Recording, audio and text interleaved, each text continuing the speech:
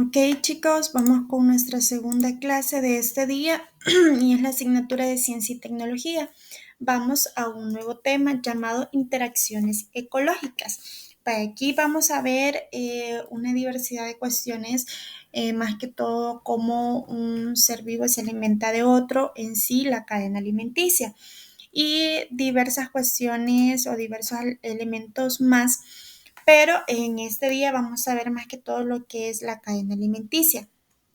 Vaya, ¿alguna vez se han preguntado que si hay microorganismos viviendo dentro de tu cuerpo y si hay algún organismo que puede vivir en el cráter de un volcán? ¿Se han puesto a pensar más o menos qué puede pasar con esto? ¿O qué sucede? ¿Que si puede pasar o si no? Según lo que ustedes piensan, pensemos un poquito. No le puedo decir si tienen que pensar esto o otro, o invitarlos a dejarle esa duda a ver si es cierto o no, y que ustedes investiguen, que se motiven a investigar y a ser unos pequeños científicos. Después de esto, nosotros podemos mencionar que va a ser muy difícil encontrar una especie, como yo se los mencionaba, una especie que no va a tener las condiciones para habitar en un determinado lugar. Yo se los decía, un oso polar pues no va a vivir en El Salvador. ¿Por qué? Porque no es su hábitat, no puede desarrollarse como él debe dentro del clima o del hábitat o de las posibilidades que pueden haber aquí. De igual manera, una gallina, como le ponía el ejemplo, no va a ir a vivir al Polo Norte porque se va a congelar la pobre. Entonces, es esa diferencia donde hay organismos donde pueden vivir en ciertos lados por su forma de vida, por su hábitat, su conformación, por su cuerpo y por todos muchos factores más que sí pueden vivir en un lado y no pueden vivir en otro lado. Entonces, igual lo comprobamos con la lombriz. ¿Se recuerdan? Este animalito pues no le gusta vivir en lados secos ni muy claros. Entonces, a eso se refiere cuando nosotros hablamos acerca del hábitat de cada una de las especies y cómo éstas se adaptan a estos. Vaya, dice de que diversos organismos se establecen en lugares cumpliendo ciertos requerimientos ecológicos, pero vamos a detallar más o menos a qué se refieren estos requerimientos ecológicos. Los requerimientos ecológicos son como las necesidades que estas especies pueden tener para sobrevivir. Entonces, si el espacio donde están no se lo brindan, pues no van a poder desarrollarse ni van a poder sobrevivir dentro de ese espacio. Vale, vamos a dar inicio a una actividad que ustedes van a hacer en su libro y espero les dé la curiosidad y investiguen un poco más de lo que yo les brindo. Él dice, observa la siguiente imagen. Vaya, tenemos un sapito, una rana con una mosca. Y luego tenemos una flor con una abeja y luego tenemos una pulga con la piel de un humano. Luego dice, completa en tu cuaderno de trabajo lo que se te indica referente a las interacciones entre especies. Vaya, y van a completar esto, miren. La especie uno, o sea, la relación que tiene la rana con la mosca. ¿Qué pasa? Ustedes van a explicar eso. Luego, la abeja y la planta con la flor. ¿Qué es lo que pasa? Luego, la especie entre el ser humano y la garrapata. ¿Qué es lo que pasa entre esas dos? ¿Cuál es la interacción que existe entre ambas? Vaya, y después de esto viene un poco acerca ya del contenido que yo les mencionaba, que era la cadena alimenticia.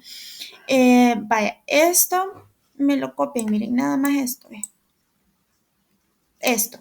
Los organismos interactúan porque dependen unos de otros para vivir. Entonces, yo como se los explicaba, nosotros como seres humanos, o sea, necesitamos de diferentes elementos o diferentes factores para poder sobrevivir, del agua, del aire, alimentos y una diversidad de recursos, pues para nosotros poder sobrevivir. Y donde nos dice interactúan porque dependen de unos a otros para vivir, o sea, que uno le sirve de alimento a otro para servir. Entonces, esto es como una cadenita que se necesitan todos entre sí.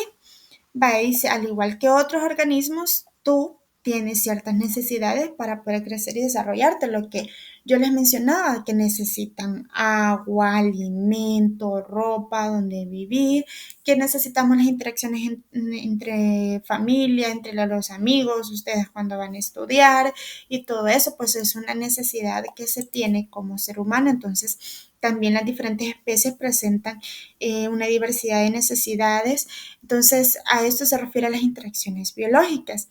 Entonces, todos, todos estos seres vivos necesitan un hogar, necesitan un lugar específico donde vivir, donde desarrollarse, donde reproducirse. Como les mencionaba, va a depender de las condiciones que se enfrenten cada uno.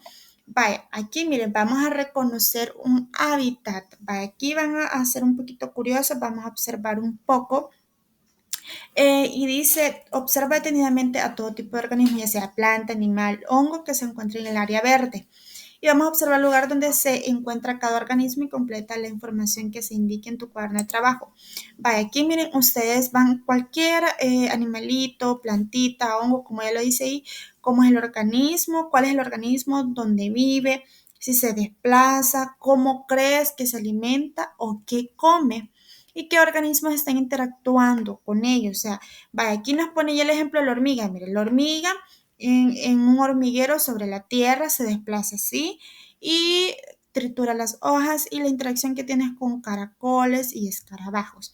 Entonces, algo así ustedes van a establecer con los diferentes organismos que ustedes observen en el área verde.